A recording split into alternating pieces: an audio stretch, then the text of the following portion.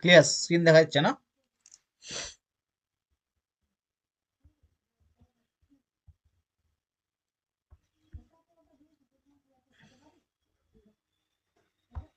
দেখো তোমাদের যে সিলেবাসটা এখানে দেওয়া আছে, তথ্যগুলো একটু তোমাদেরকে বলে দিই, তারপর আমরা ক্লাসে যাবো আজকে। হুম। তোমাদের দেখো এই ক্লাসটা আমাদের নেটের ক্ষেত্রেও তোমাদের দরকার, যারা নেট পরীক্ষা দিচ্ছ বা দিতে চাইছো তোমাদেরও এই ক্লাসটা দরকার, কারণ এটা বেদের উপরেই ক্লাসটা আছে। আর যারা পিএসসির জন্য প্রিপারেশন নিচ্ছ, তোমাদের তো অলরেডি তোমরা নিশ্চয়ই জানো যে তোমাদের এক্সাম ডেট কিন্তু একটা ঘোষণা হয়েছে 14 তারিখ এবং 20 তারিখ সেপ্টেম্বরে। তো এই দুদিন হয়তো বাংলা মিডিয়ামের যে সাবজেক্টগুলো আছে সেগুলোর এক্সাম হতে পারে, সেরকমই কিন্তু একটা ঘোষণা হয়ে গেছে অলরেডি। হয়তো আমাদের সংস্কৃতের ডেট মনে হয় সম্ভবত 20 তারিখ আছে, 14 তারিখ অন্যান্য সাবজেক্টেরও ডেট আছে। সেক্ষেত্রে যদি আমরা দেখি আমাদেরকে এই কয়েক মাসের মধ্যেই কিন্তু পুরো টপিক কিন্তু আমাদেরকে রেডি করতে হবে, বা সিলেবাস তোমাদেরকে সেভাবেই শেষ করতে হবে।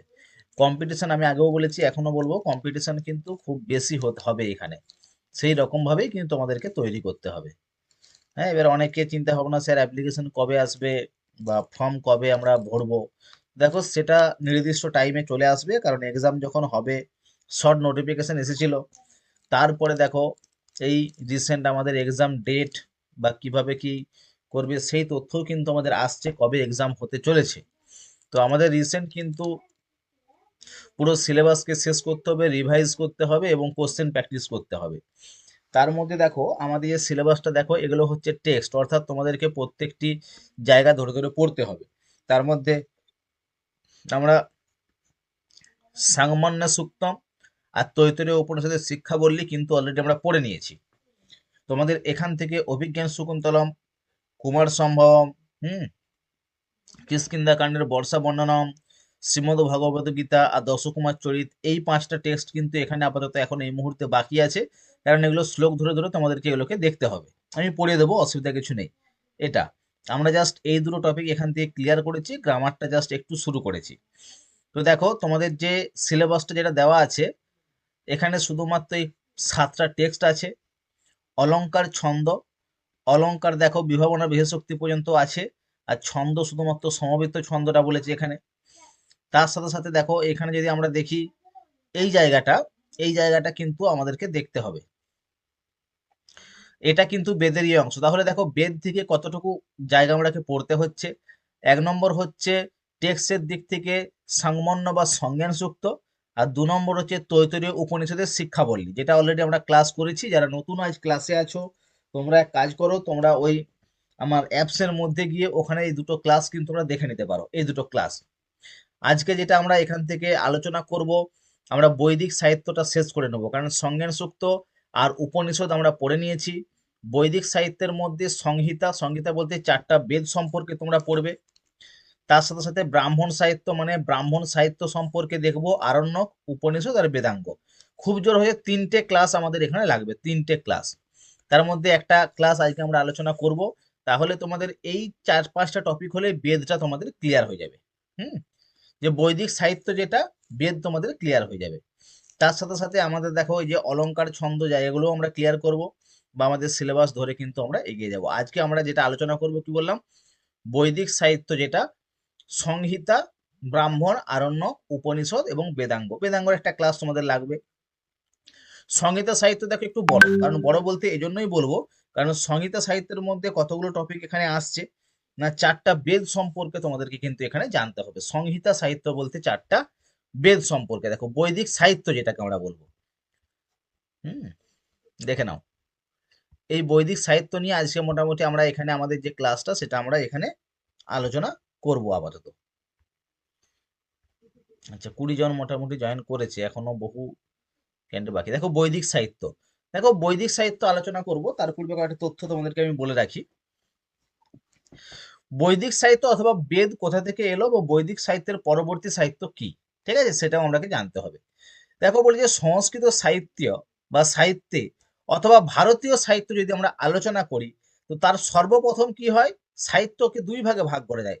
একটা হচ্ছে বৈদিক সাহিত্য আর একটা হচ্ছে লৌকিক সাহিত্য। তাহলে আজকে আমাদের যে পাঠ্য বিষয় সেটা কি বললাম, সেটা হচ্ছে বৈদিক সাহিত্য। বৈদিক সাহিত্য কিভাবে আসে, দেখো বলেছে রামায়ণ রচনার পূর্ববর্তী কাল পর্যন্ত, অর্থাৎ রামায়ণ হচ্ছে লৌকিক সাহিত্যের প্রথম গ্রন্থ। রামায়ণ গ্রন্থ হচ্ছে লৌকিক সাহিত্যের প্রথম গ্রন্থ, এবং লৌকিক সাহিত্যে যে শ্লোক আছে, ঠিক আছে, প্রথম যে শ্লোক আছে সেটা রামায়ণ থেকেই কিন্তু আমরা পাই। তো রামায়ণ রচনার পূর্ববর্তী, তার আগে পর্যন্ত কাল পর্যন্ত বেদ সম্বন্ধিত, বেদকে সম্বন্ধিত করে সকল প্রকার সাহিত্যকে কি বলা হয় না বৈদিক সাহিত্য বলা হয়। সকল প্রকার যে সকল সাহিত্য আছে সবই হচ্ছে আমাদের বৈদিক সাহিত্য। দেখো যে সুদূর অতীতে পৃথিবীর অধিকাংশ অঞ্চল যখন অজ্ঞতার অন্ধকারে প্রায় সম্পূর্ণ নিমগ্ন ছিল, তখন ভারতবর্ষে উদিত হয়েছিল জ্ঞান লোকধর্মী বেদ সূর্য, মানে জ্ঞানের আলো নিয়ে সূর্যরূপী কি এসেছিল, হুম, বেদ কিন্তু আসে আমাদের এই সমাজে।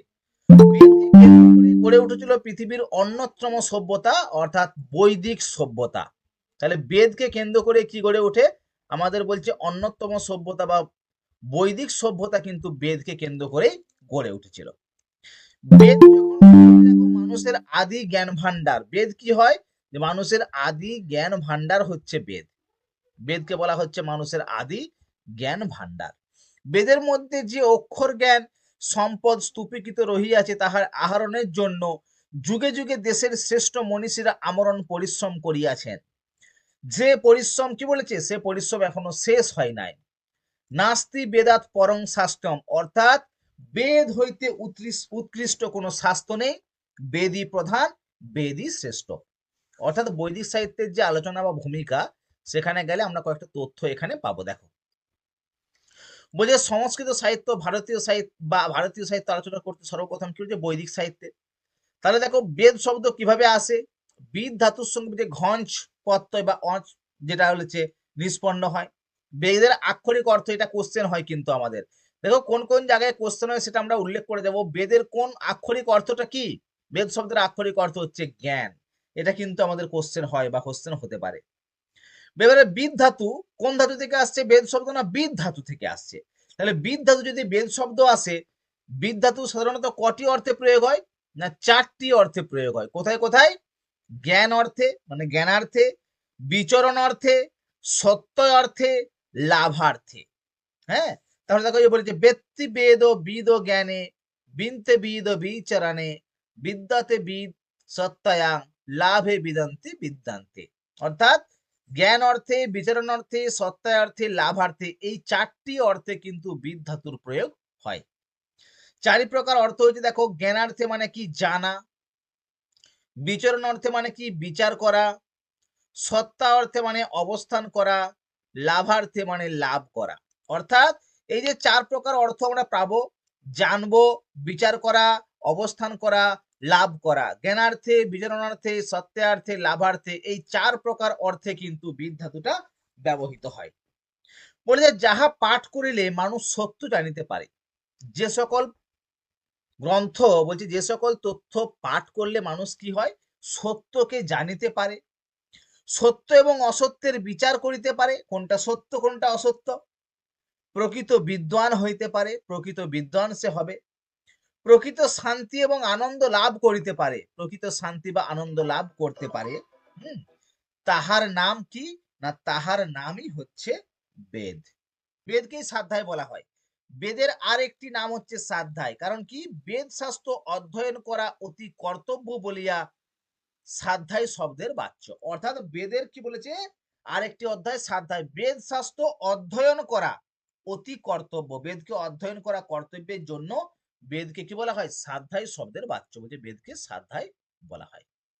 তাহলে দেখো বেদের প্রতিশব্দ যে কোনো মুহূর্তে আমাদের কোশ্চেন আসতে পারে যে বেদের প্রতিশব্দ কতগুলো আছে, কোনটা বেদের প্রতিশব্দ নয়, কোনটা বেদের প্রতিশব্দ, অর্থাৎ তার অপর নামও তোমরা বলতে পারো। এগুলো প্রত্যেকটা শ্রুতি, ত্রয়ী, আগম, ছন্দ, নিগম, আমনায়, সাধ্যায়, প্রত্যেকটা কিন্তু তোমরা এখানে উল্লেখ করতে পারো। আবার কোশ্চেন দেয় বেদকে ছন্দস বা ছান্দস কে উল্লেখ করেছে, বেদকে ছন্দ বলে কে পরিচয় দিয়েছে, ছন্দ বলে যদি পরিচয় আসে তখন কি আসবে, ছন্দ বলে ডেকেছেন হ্যাঁ পানিনি। নিগম শব্দ কাকে বলেছি, মানে যেটা পাওয়া যায় সেই তথ্যগুলো কিন্তু এখানে দেওয়া রইলো। তোমরা বেদের প্রতিশব্দটা কিন্তু এখান থেকে তোমরা দেখবে, কোশ্চেন কিন্তু হতে পারে।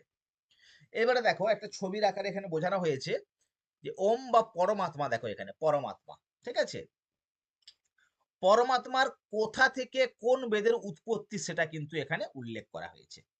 হুম, বলছে বর্তমান যুগের প্রসিদ্ধ পণ্ডিতগণ বেদকে ত্রিভাগে বেদকে ভাগ করিয়েছেন। ১ নম্বর বলেছে সংহিতা, ২ নম্বর বলেছে দ্বিতীয় ব্রাহ্মণ, ব্রাহ্মণের মধ্যে আরণ্যক আর উপনিষদ সহ চলে আসবে, আর তৃতীয় বলেছে সূত্র, সৌতসূত্র, ধর্মসূত্র, গীর্যসূত্র, এটা উল্লেখ করেছে। ঠিক আছে, তাহলে দেখো ঋগ্বেদের কোন কোন অংশ থেকে, অর্থাৎ যজুর্বেদ কোথা থেকে আসছে, এই ওং পরমাত্মা থেকে, সেটা কিন্তু সুন্দর এখানে বলা হয়েছে। দেখো জৈমিনী, মীমাংসা দর্শনের যে প্রবক্তা জৈমিনী, তার দর্শনে, শ্রেয় দর্শনে, নিজস্ব দর্শন শাস্ত্রে কি বলেছে, মহর্ষি বাদরায়ণ উত্তর মীমাংসা নামক ব্রহ্মসূত্রে পরমাত্মা, বলছে পরমাত্মা হইতে বেদের উৎপত্তি। দেখো এই যে পরমাত্মা, ওং পরমাত্মা, এখান থেকে বলছে কি যে বেদের উৎপত্তি হয়েছে। কিভাবে না বেদের উৎপত্তি হয়েছে, ব্রাহ্মণ গ্রন্থ বলেছে, প্রণেতারা বলেছেন যে বেদ ঋষিদিগের দ্বারা দৃষ্ট হইয়াছে, বেদ ঋষির দ্বারা দৃষ্ট হইয়াছে। হুম, প্রাচীনগণের মধ্যে বলেছে ঋষি শব্দের অর্থই হচ্ছে মন্ত্রদ্রষ্টা। একটা শ্লোক এখানে দেখো, বৃহদারণ্যক উপনিষদের একটা শ্লোক এখানে পাওয়া যায়, অস্য মহত ভূতস্য নিঃশসিতং যদেতপ ঋগ্বেদঃ যজুর্বেদঃ সামবেদ অথর্বাঙ্গিরাসঃ। অর্থাৎ ঋগ, যজুর, সাম আর অথর্বাঙ্গিরস, এটাকে বৃহদারণ্যক উপনিষদে কিন্তু এটা উল্লেখ করেছে। সেই পরমেশ্বর থেকেই বলতে দেখো ঋগ্বেদ, যজুর্বেদ, সামবেদ, অথর্ববেদের উৎপত্তি সেই পরমাত্মা থেকে। স্বয়ং প্রকাশ এই চতুর্বেদই পরমেশ্বরের নিঃশ্বাস স্বরূপ। 4টা বেদই বলছে কি পরমেশ্বরের যে নিঃশ্বাস, সেই নিঃশ্বাস স্বরূপ এই 4টা বেদ।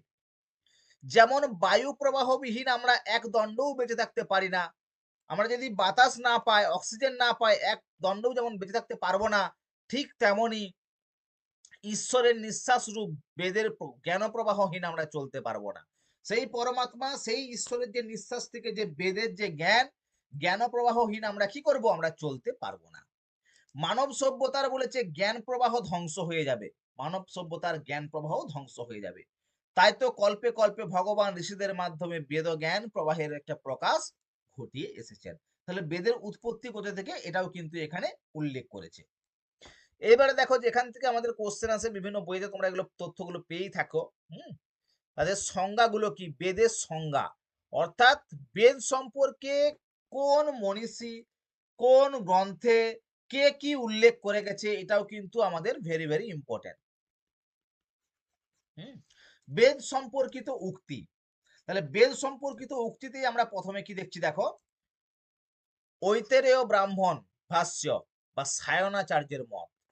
সায়নাচার্য কি বলা হচ্ছে, ইষ্টপ্রাপ্তি অনিষ্ট পরিহার লৌকিক মুপায়ং যো গ্রন্থ বেদয়তি স বেদঃ।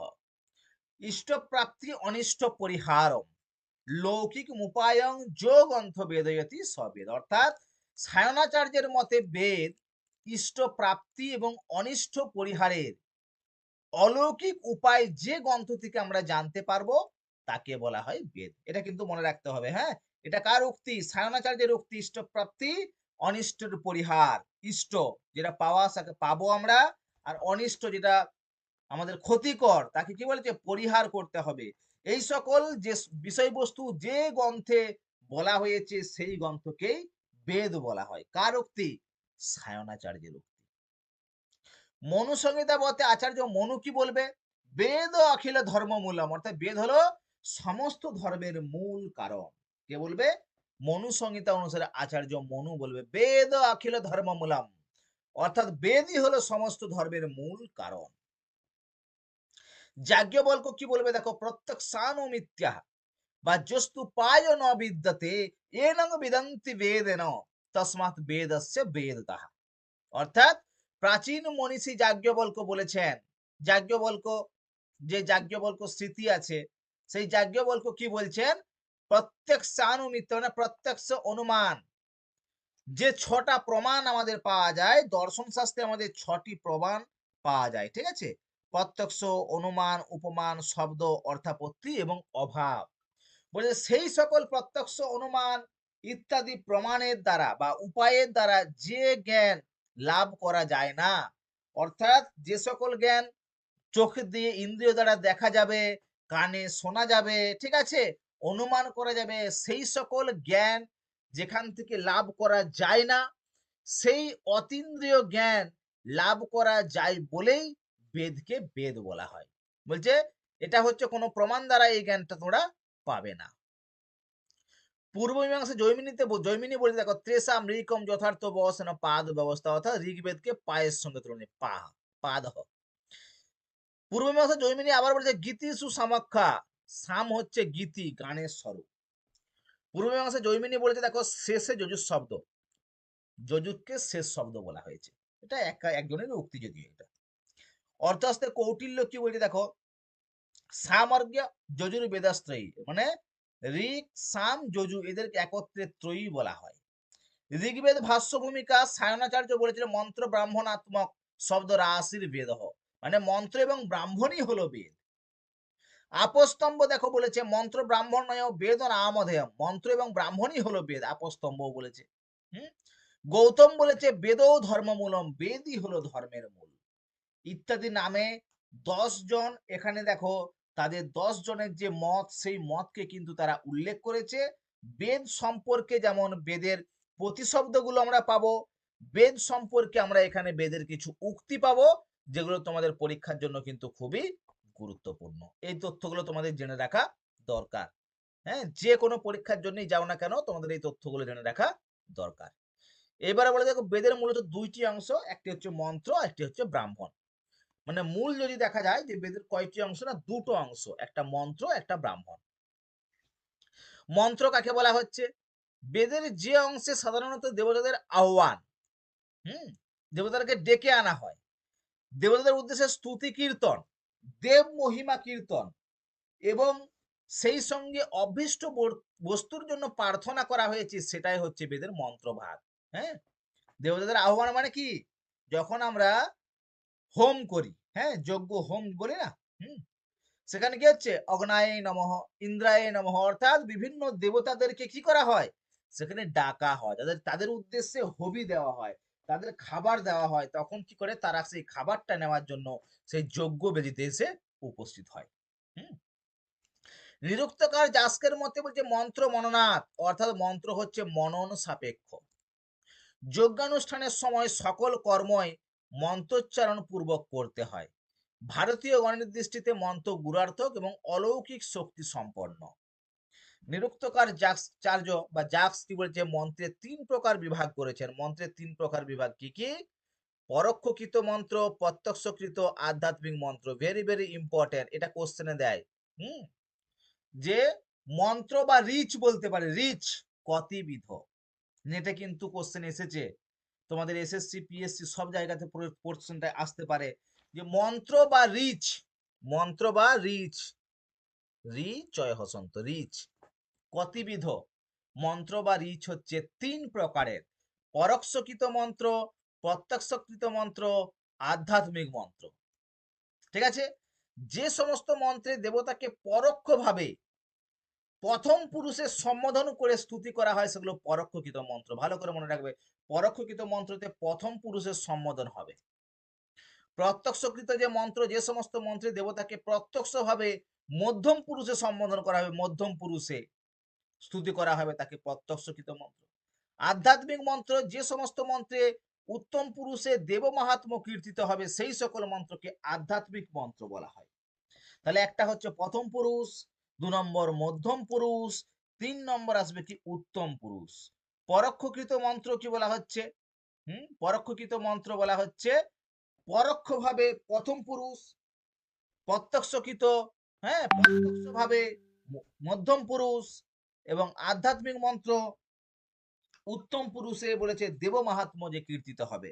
তাহলে এটা আমি কি বললাম যে এখানে 2 রকম কোশ্চেন কিন্তু হতে পারে, তোমাকে ডাইরেক্ট মন্ত্র জিজ্ঞাসা করতে পারে, আবার মন্ত্রের জায়গায় রিচও উল্লেখ করতে পারে। হ্যাঁ,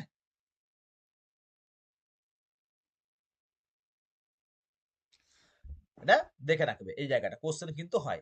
তাহলে একটা ভাগ হলো মন্ত্র, অপর ভাগ আমরা কি পড়বো, অপর ভাগ যেটা পড়বো সেটা হলো ব্রাহ্মণ। যে ব্রাহ্মণটা কিভাবে আসছে দেখে নাও, যে তাহলে অপর ভাগ যেটা সেটা ব্রাহ্মণ গ্রন্থটা কি পাবো, দেখো বেদের দ্বিতীয় ভাগ অর্থাৎ ব্রাহ্মণ অংশে বিভিন্ন যজ্ঞানুষ্ঠানের বিধি লিপিবদ্ধ আছে। মানে ব্রাহ্মণ গ্রন্থে যজ্ঞানুষ্ঠান, ধরো আজকে কারো বিয়ে বাড়ি, হ্যাঁ, যে আমাদের যে টোটাল যে তথ্য সরহ সংস্কার আছে, হ্যাঁ, সেখানে কি হয় আমরা ব্রাহ্মণদের কাছে জানতে চাই যে কবে কোন দিনে শুভ আছে, আমরা এই কাজটা করতে চাইছি, আছে না? ব্রাহ্মণে কি হয়, যজ্ঞানুষ্ঠানের বিধি লিপিবদ্ধ আছে, বিভিন্ন বিধি দেওয়া আছে, মন্ত্রের বিনিয়োগ করা আছে, ইতিহাস, পুরাকীর্তি, দেবতাদের যজ্ঞের ফল প্রভৃতি কিন্তু এখানে আলোচনা করা হয়েছে। তাহলে ব্রাহ্মণ আর মন্ত্র বেদের দুটো ভাগ কিন্তু এখানে তোমরা দেখবে। এদের মধ্যে দেখো মন্ত্র ভাগের মধ্যে হচ্ছে জ্ঞানকাণ্ড আর ব্রাহ্মণ ভাগ হচ্ছে কর্মকাণ্ড। ভালো করে বুঝে দেখো, মন্ত্রটা কি, মন্ত্র উচ্চারণে জ্ঞানের দরকার হচ্ছে, ব্রাহ্মণ ভাগ হচ্ছে কর্মকাণ্ড, ব্রাহ্মণদের যে সকল কর্মকাণ্ড আছে। মন্ত্র ভাগের মধ্যে কি কি পড়বে, আরণ্যক আর উপনিষদ, এটা পদ্যাত্মক হবে। আর ব্রাহ্মণ ভাগ যেটা কর্মকাণ্ড, সংহিতা আর ব্রাহ্মণ, এটা গদ্যাত্মক হবে। আর বর্তমান কালে বলছে বেদ বলতে আমরা চারটি শ্রেণীকে বুঝি, কি কি, মন্ত্র, ব্রাহ্মণ, আরণ্যক এবং উপনিষদ। এই মন্ত্র সমষ্টিকেই সংহিতা বলা হয়। সংহিতা, এই যে সংহিতা আমাদের সিলেবাসে আছে, মন্ত্র, ব্রাহ্মণ, আরণ্যক, উপনিষদ, এই মন্ত্র সমষ্টিকে সংহিতা বলা হয়। অর্থাৎ ঋগ্বেদ পড়বো, ঋগ্বেদের মন্ত্র কতগুলো আছে, ঋগ্বেদের ব্রাহ্মণ কি কি আছে, ঋগ্বেদের আরণ্যক গ্রন্থগুলোর নাম কি, ঋগ্বেদের উপনিষদ কি কি আছে, টোটাল এ টু জেড তথ্য কিন্তু তোমাদের এখানে জানতে হবে।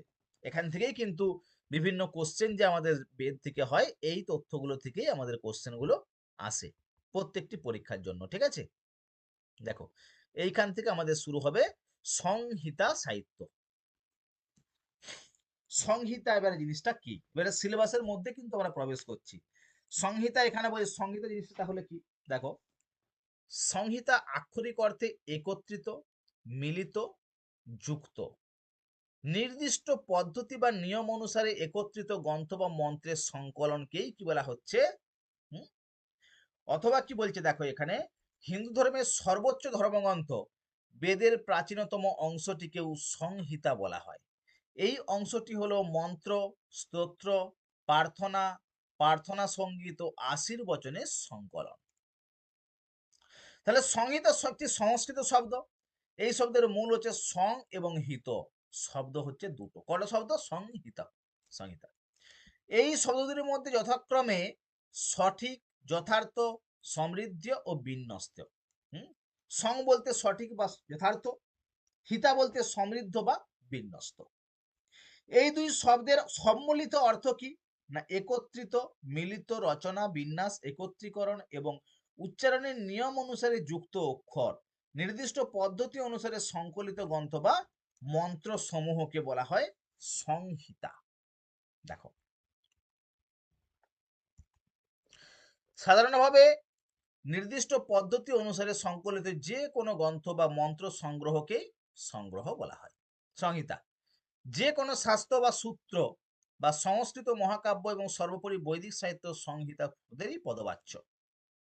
যদিও সমসাময়িক সাহিত্যে সংহিতা বলতে বেদের আদি ও প্রাচীনতম অংশটিকেই বোঝায়। এই অংশে আক্ষরিক অর্থে বলেছে দেখো, সহ অর্থবোধ ছাড়া মন্ত্র, সাধারণ ভাষণ, প্রার্থনা, প্রার্থনা সঙ্গীত ও আশীর্বচন সংকলিত হয়েছে। এগুলি প্রকৃতি বা বৈদিক দেবদেবীদের উদ্দেশ্যে উৎসর্গিত হয়। বৈদিক সংহিতা বলতে যেমন গাণিতিক নিয়মে নিবন্ধ, ছন্দে রচিত প্রাচীন ধর্মগ্রন্থ, কোথাও অনুষ্টুপ আসবে, কোথাও ত্রিষ্টুপ আসবে, কোথাও জগতী আসবে, কোথাও গায়ত্রী আসবে। ঠিক তেমনই বলেছে বেদের প্রতিটি ভাগে ঋগ্বেদ, সামবেদ, যজুর্বেদ, অথর্ববেদ করে একটি করে সংহিতা রয়েছে, একটি করে সংহিতা। যে বেদের মন্ত্রের নাম, মন্ত্রভাগের নাম হচ্ছে সংহিতা। সংহিতা শব্দের অর্থ হলো সংগ্রহ। এই সংহিতা 4 ভাগে বিভক্ত। দেখো আমাদের সিলেবাসের মধ্যে যে সংহিতা কথাটা উল্লেখ করেছে না, যে বৈদিক সংহিতা, এই সংহিতা বলছে 4 ভাগে বিভক্ত। দেখে নাও কি কি ভাগ, এই যেখানে পাবো ঋক, সাম, যজু, অথর্ব। এদের মধ্যে সর্বাপেক্ষা প্রাচীন বলছে কি, ঋগ্বেদ। ঋগ্বেদ সংহিতায় বহু মন্ত্র বলছে দেখো পরবর্তী বেদে লক্ষ্য করা যায়, তার জন্য প্রাচীন বলা হচ্ছে। কারণ ঋগ্বেদের প্রচুর অংশ পরবর্তী যে সংহিতা যজুর্বেদে, সামবেদে, অথর্ববেদে কিন্তু দেখা যায়। তার জন্য এটা খুব একটা মানে খুবই প্রাচীন, এটা এখানে উল্লেখ করা হচ্ছে আর কি। দেখো এইবার আমরা ঋক সংহিতা অর্থাৎ ঋগ্বেদ সম্পর্কে পড়ব, যে ঋগ্বেদ কি বলা হচ্ছে এখানে।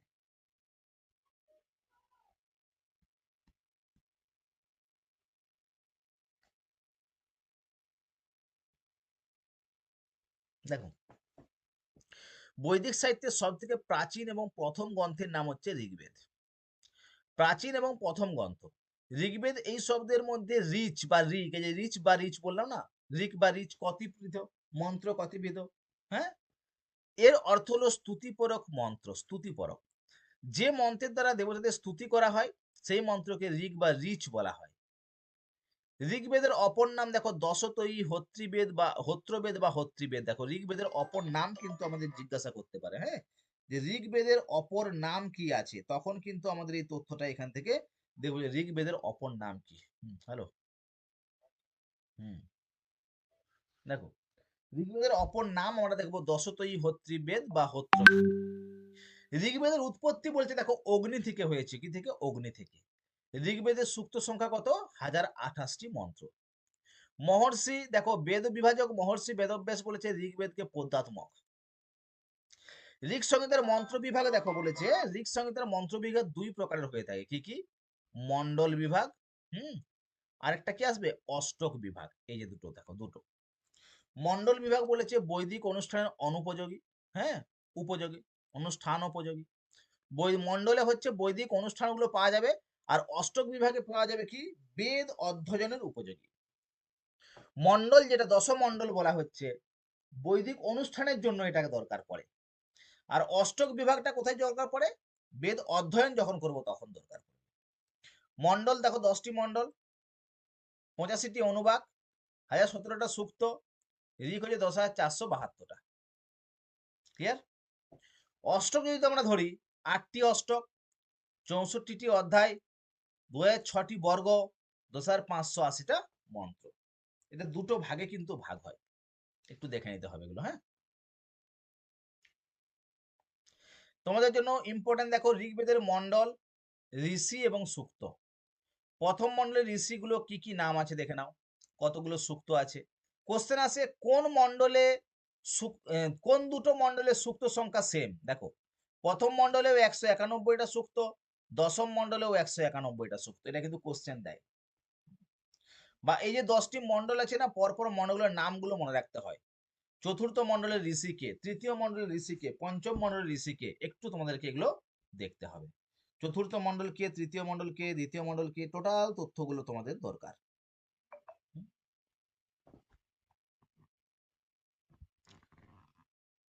এবার দেখো এই যে মন্ডলগুলো থেকে প্রকীর্ণ মন্ডল কে, প্রথম ও দশম মন্ডলকে প্রকীর্ণ মন্ডল বলা হয়। কারণ কি?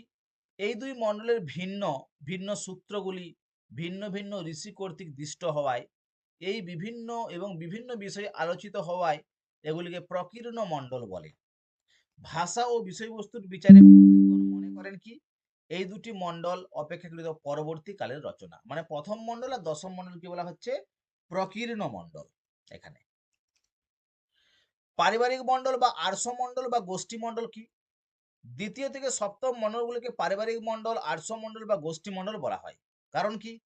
এই 6টি মন্ডলে গৃহস্থমত, বিশ্বামিত্র, বামদেব, অত্রি, ভরদ্বাজ, বশিষ্ঠ, এই 6 জন ঋষিকুল আছে। দেখো এই যে দ্বিতীয় থেকে না, গৃহস্থমত, বিশ্বামিত্র, বামদেব, অত্রি, ভরদ্বাজ, বশিষ্ঠ, মানে পরপর ঋষিকুলের যে 6জন ঋষিকুলের শ্রুতিরক্ষিত মন্ত্ররাশি সন্নিবিষ্ট হয়েছে, এবং অনেকে অষ্টম মন্ডলকে এর মধ্যে অন্তর্ভুক্ত করেছেন।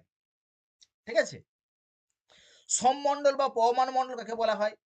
নবম মন্ডলকে সোমমন্ডল বা পবমান মন্ডল বলা হয়। কারণ ঋগ্বেদের দেখো বলেছে ঋগ্বেদের নবম মন্ডল সোমমন্ডল পবমান মন্ডল নামে পরিচিত। সোমমন্ডল বা পবমান মন্ডল। প্রগাথ মন্ডল অষ্টম মন্ডলকে বলা হয়। কারণ কি? ঋগ্বেদের অষ্টম মন্ডলের সূত্রগুলি মূলত প্রগাথ নামক ছন্দ, মিশ্র ছন্দে রচিত, এবং কর্ণপুত্র প্রগাথা নামক গোষ্ঠী দ্বারা সংকলিত, তাই এই মন্ডলকে প্রগাথ মন্ডল বলা হয়।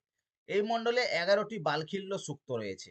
দেখো 11টি বালখিল্য সূক্ত রয়েছে কিন্তু এই অষ্টম মণ্ডলে। কোশ্চেন দেয় বালখিল্য সূক্ত কোন মণ্ডলে পাওয়া যায়, কোন মণ্ডলে বালখিল্য সূক্ত কিন্তু রয়েছে, এটা কিন্তু কোশ্চেন হয়। প্রগাথ মণ্ডল। এবার দেখো বেদরূপী পুরুষের অংশ, ব্রাহ্মণকে বেদরূপী পুরুষের মুখ বলা হয়, ব্রাহ্মণকে। ক্ষত্রিয়কে বেদরূপী পুরুষের হস্ত বলা হয়, ক্ষত্রিয় ষষ্ঠ, অস্ত থাকবে। বৈশ্য কি আসছে, বেদরূপী পুরুষের উরু বলা হয়, আর শূদ্র বেদরূপী পুরুষের কি বলেছে, পা বলা হয় শূদ্রকে। বালখিল্য সূক্তটা একটু দেখে নাও কি, ঋগ্বেদের সাকল শাখা অনুসারে সূক্ত সংখ্যা 1017টি, আর বাসকল শাখা অনুসারে 1028টি। কারণ কি, এই বাসকল শাখাতে 11টি বালখিল্য সূক্ত যুক্ত হয়ে যায় 1028টি। বালখিল্য সূক্তগুলি বলেছে অষ্টম মণ্ডলে 49 থেকে 59 সূক্ত পর্যন্ত যে 11টা সূক্ত রয়েছে, সেই 11টি সূক্তকে বালখিল্য সূক্ত বলা হয়।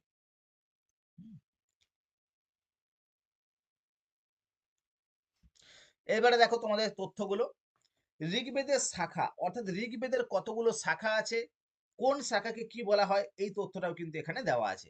বিষ্ণু পুরাণ মতে দেখো 9টা, পতঞ্জলির মহাভাষ্যে 21টা, সৌনকের চরণবহ গ্রন্থে 5টা, সাকল, বাসকল, আশ্রয়ণ, সাংখ্যায়ন, মান্ডুক্যায়ন। বাক্যপদীয়কার বলেছে 15টা শাখা, কুর্ম পুরাণে 21টা শাখা, স্কন্দ পুরাণে 24টা শাখা। প্রসিদ্ধ শাখা সাকল আর বাসকল, কিন্তু বর্তমানে শুধু সাকল। মানে কার মতে ঋগ্বেদের কতগুলো শাখা আছে, এটাও কিন্তু আমাদের খুবই গুরুত্বপূর্ণ তথ্য। হ্যাঁ, কার মতে ঋগ্বেদের কতগুলো শাখা।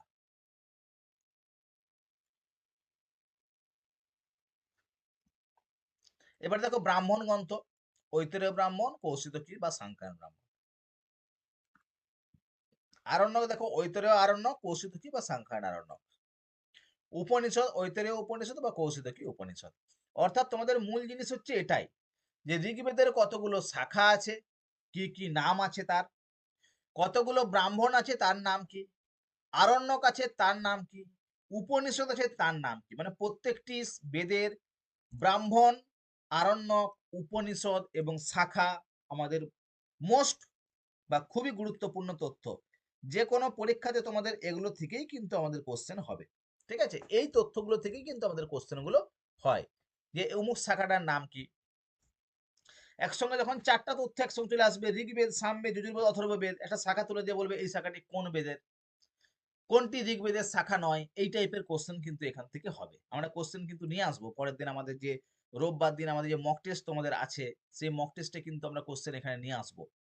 ঋগ্বেদের শাখা কি কি আছে, ঠিক আছে, কতগুলো শাখা, ঋগ্বেদ সম্পর্কে কিন্তু ওখান থেকে কোশ্চেন নিয়ে আসার চেষ্টা করব ঋগ্বেদ থেকে,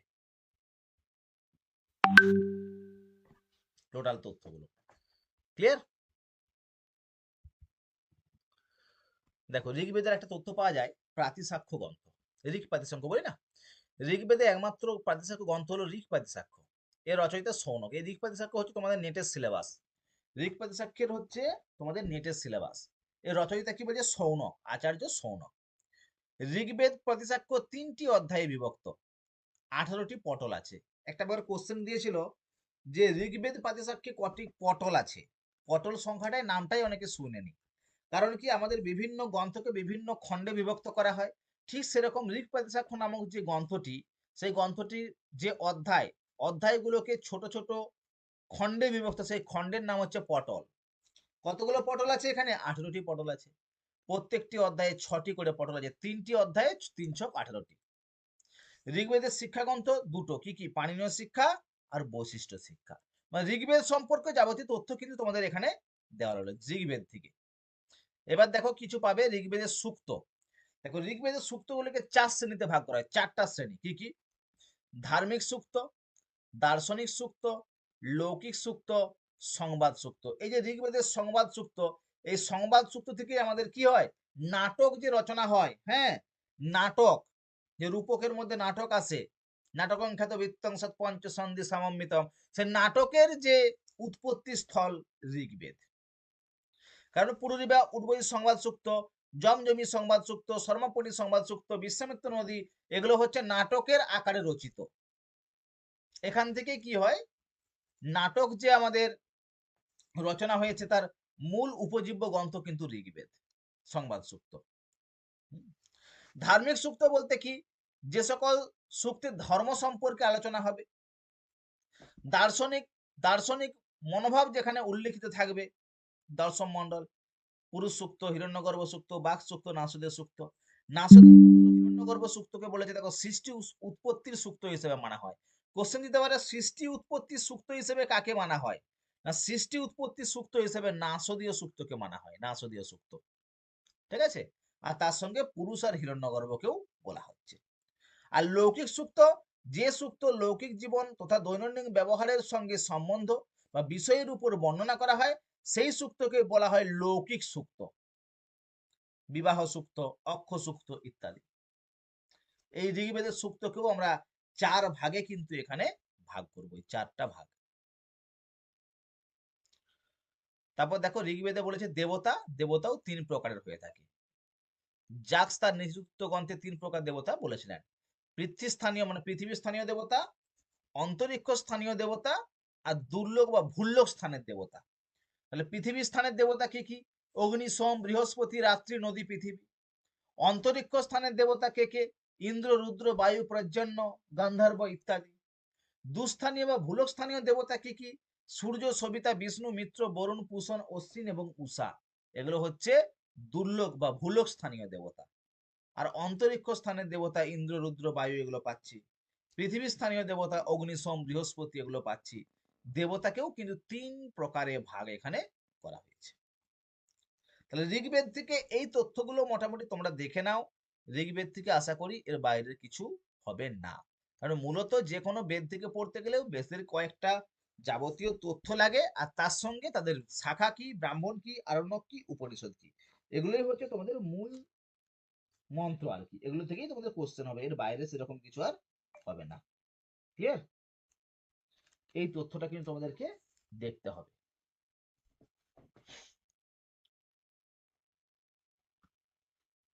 আজকে জাস্ট ঋগ্বেদ পর্যন্তই কিন্তু আমাদের থাকবে এখানটা, হ্যাঁ, কারণ এই ঋগ্বেদ দিয়ে কিছু কোশ্চেন আমাদের পরবর্তী অর্থাৎ রবিবার যে এক্সামটা তোমাদের হবে এই মানে বৈদিক সাহিত্য, হ্যাঁ, এখান থেকে কিন্তু আমরা এক্সামটা নেব। আজকে এখানে থাকবে ক্লাসটা।